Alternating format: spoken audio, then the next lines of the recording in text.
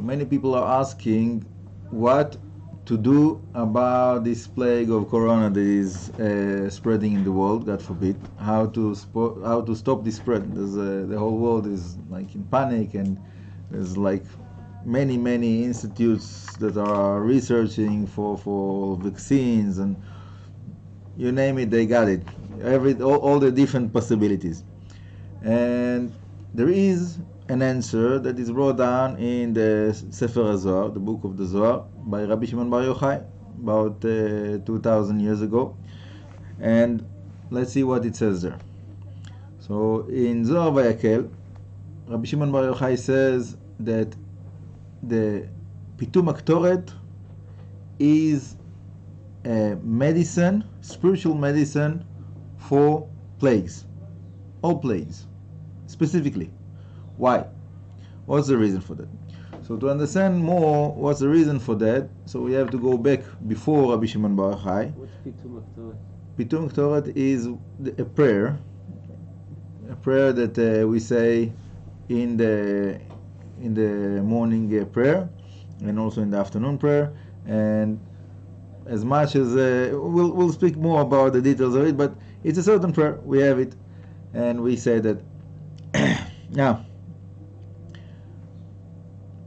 there is an ancient midrash, ancient source in the Jewish scripts that explains that when Moshe Rabbeinu went up to Mount Sinai to receive the Torah, all the angels gave him presents.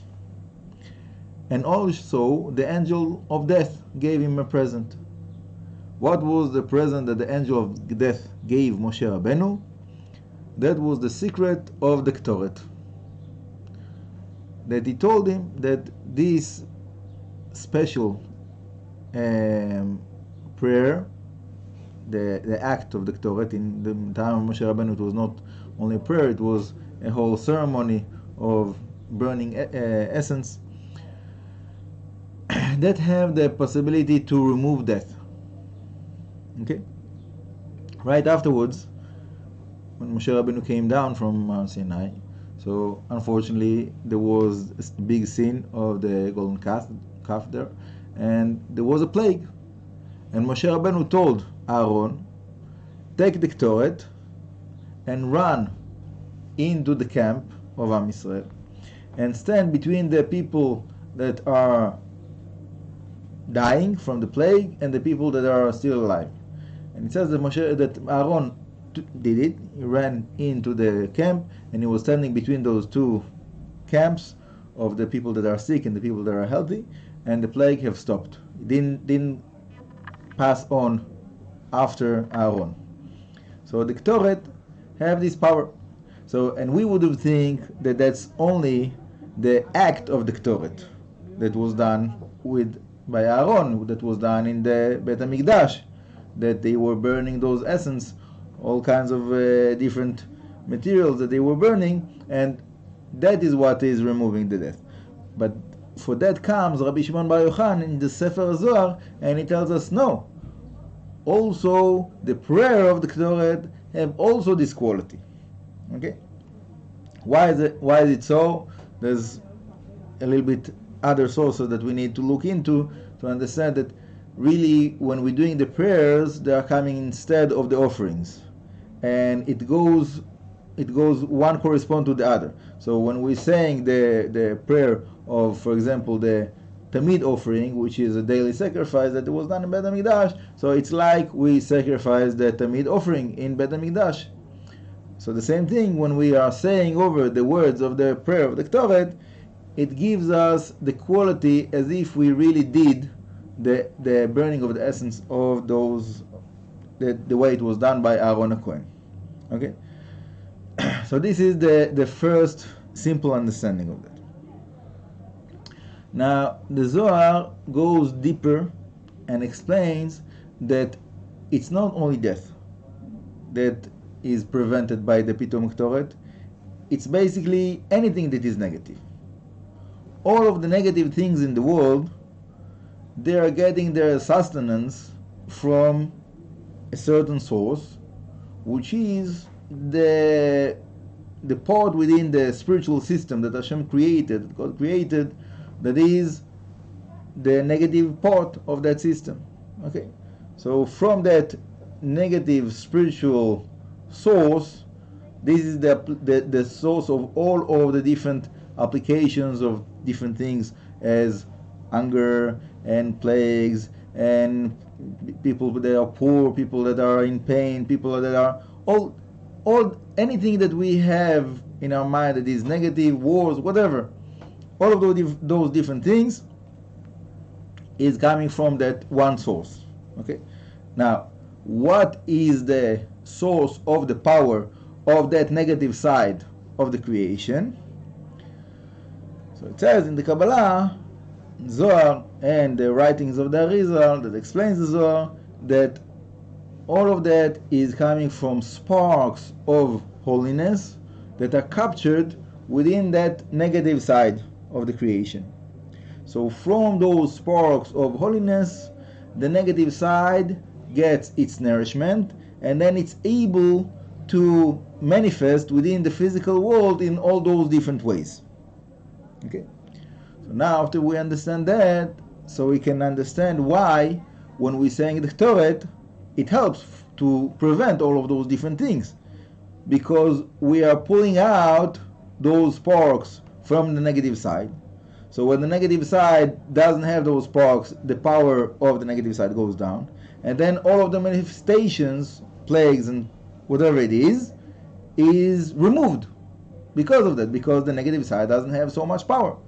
As much as we will have more people around the world that are saying over the Pitum keroret, we are pulling more sparks from the negative side, connecting them to the system of the Kedusha, and then the negative side loses its power, and all of the different manifestations of that, if it's the corona plague, if it is people that are poor, if it is people that are suffering emotionally, physically, spiritually, all different kinds of different things, people that have fears and whatever, all of those different things, it's all coming from that one source.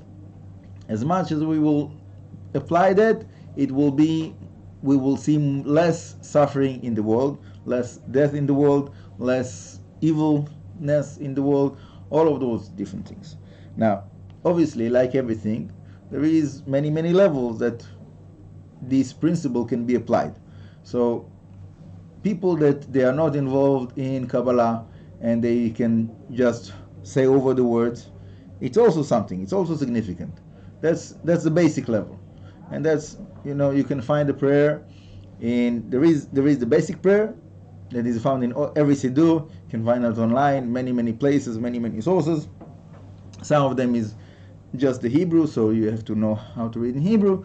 There is some places that have the transliteration, so even someone that cannot read the Hebrew letters will be able to say over the words.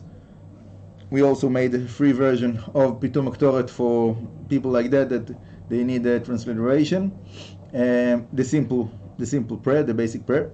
Now on top of that, there is like higher levels. So there is all kinds of addition prayers before and after Pitum keroret that can be applied with Pitum keroret to strengthen it, to boost it up.